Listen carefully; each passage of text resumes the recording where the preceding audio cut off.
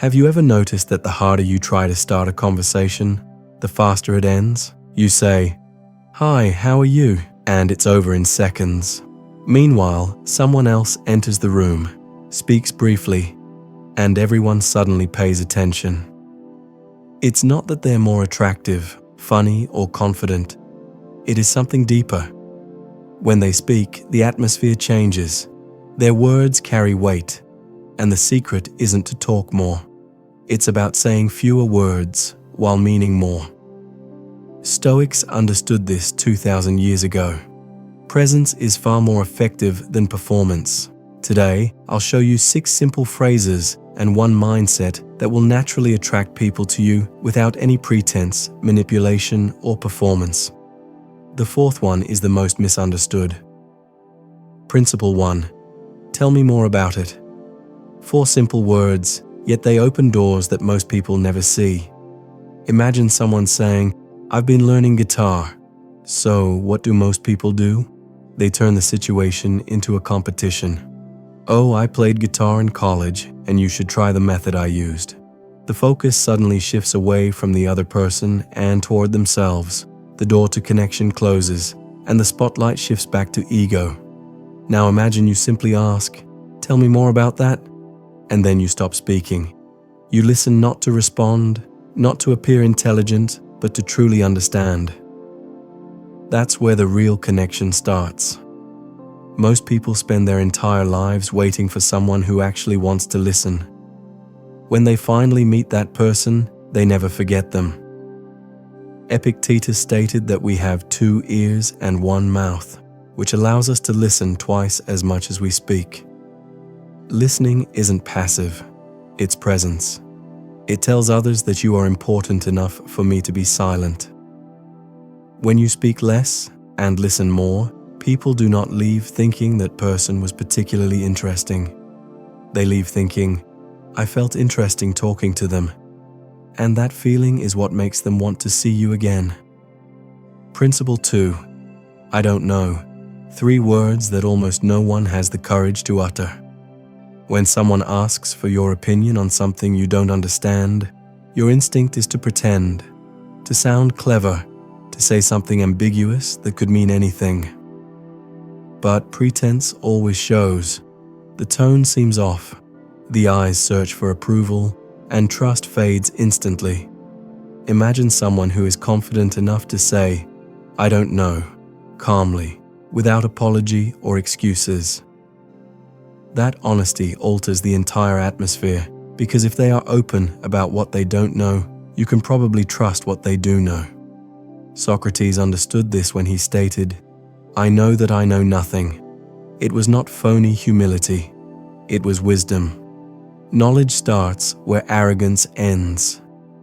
Insecure people must appear well-informed about everything.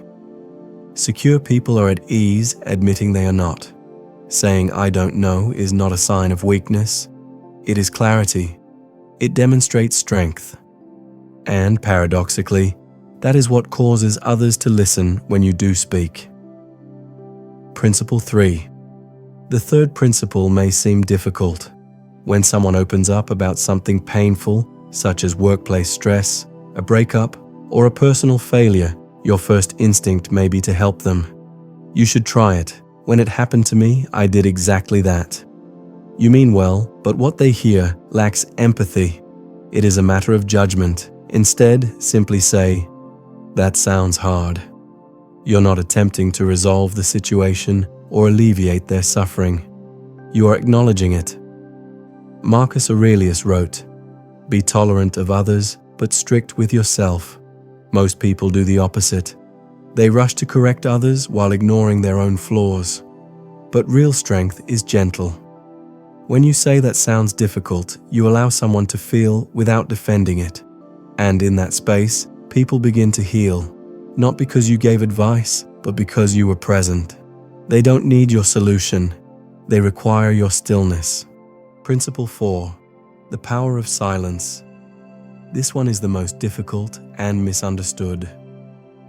The majority of people fear silence. They panic as soon as there is a pause in conversation. They fill it with meaningless words, unrelated stories, and nervous laughter. They mistake silence for failure, when in fact it is a sign of strength. Watch someone who is at ease with it. In a group, they rarely speak, and when they do, everyone listens because their silence before speaking indicates that what comes next is important. They do not rush to fill the air. They let silence do its work. Seneca once said that silence is a lesson learned through many trials. Those who have confronted themselves no longer fear silence. They have realized that silence is not empty. It is full, attention-grabbing, and powerful. When you stop running from silence, you are no longer running from yourself. You improve your listening skills, think more clearly, and your words take on greater weight. You no longer speak just to fill space, you speak to convey meaning. When you master this, people will lean in before you even speak. Principle 5. I appreciate you. 3 words, but they go deeper than thank you. The phrase thank you is transactional. It recognizes an action. You helped me relocate. You solved my problem. I appreciate that you recognize the person, not the task. It says, I see who you are. When you say, I appreciate you, you are acknowledging their character rather than their usefulness. And this changes everything. Marcus Aurelius began each morning by reflecting on the people around him, grateful not for what they did, but for who they were. He understood that recognizing virtue is essential for maintaining our own virtue. Use this phrase sparingly and sincerely. When someone demonstrates consistency, loyalty, and kindness, it matters. Recognition like that creates a bond that no transaction ever could. In a world that prioritizes productivity over humanity, being the person who sees others is revolutionary. Principle 6. The hardest word to say is also the most liberating. People ask for your time, energy, and attention. Even when you don't want to, you say yes out of guilt, habit, or a desire not to disappoint them. However, every time you say yes to something trivial, you are silently saying no to something important. Your serenity, focus, and growth. Epictetus wrote, First learn the meaning of your words, then speak.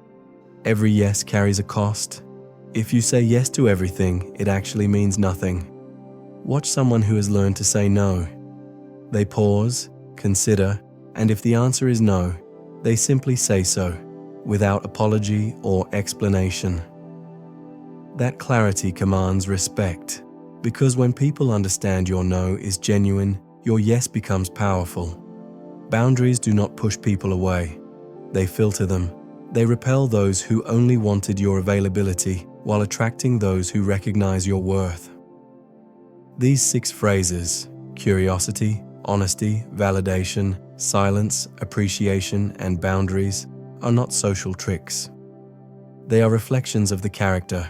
They do not require performance. They require presence.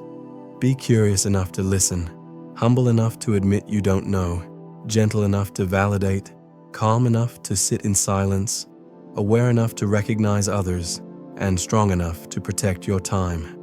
The Stoics understood, attraction is not about adding more. It's about removing what's unnecessary, such as noise, the desire to impress, and the fear of rejection. When you stop performing, people begin to pay attention, not just to your words, but to who you are when you say them. If this video changed your perspective on communication, leave a comment below. Which of the following 6 phrases will you practice over the next 24 hours? And if you want to continue improving your calm, presence, and self-mastery, join Stoic Nocturne, where you'll learn to protect your peace and strengthen your mind one day at a time.